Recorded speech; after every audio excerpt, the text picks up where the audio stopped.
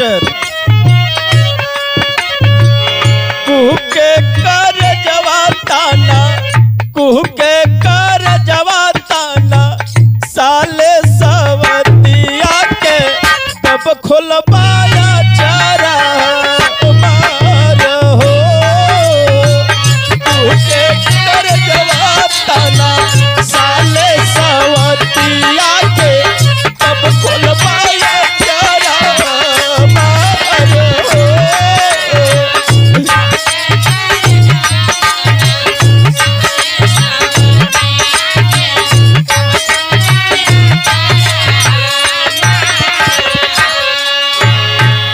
एहिया भगिनिया के कितना सतैबा प्रभु जी।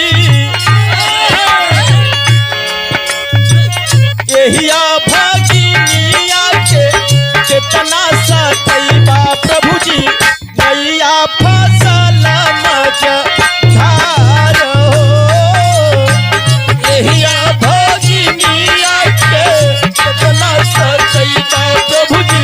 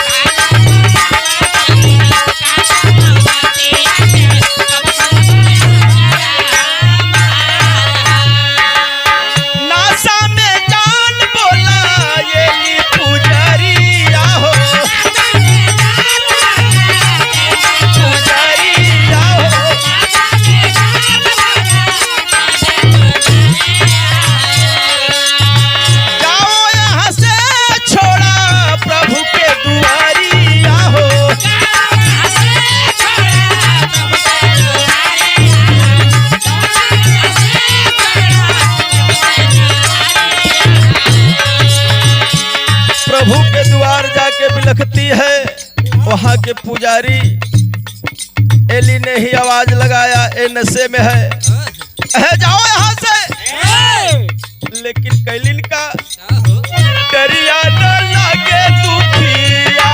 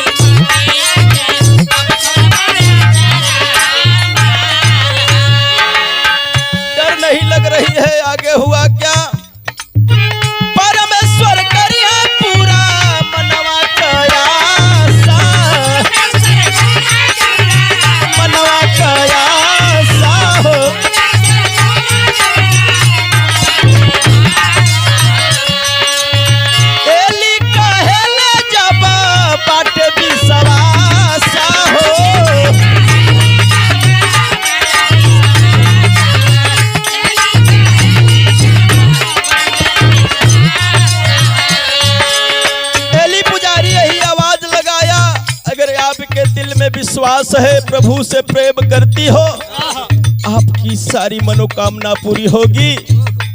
जे विश्वास कैले सुतारन तार हो गल भैया। कहना है तासा सुधर जाई तोहरे आपतिया के, तासा सुधर जाई तोहरे आपतिया के, कब खोलबाया चारा हमारा हो, तासा सुधर जाई कब खोलबाया प्रभु जी।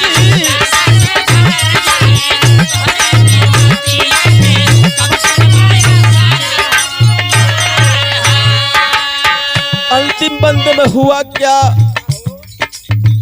प्रभु यीशु मसीह ने पुकार को सुना और उनके कृपा से भयल का, यीशु कृपा से भइले पुत्र के जन्म।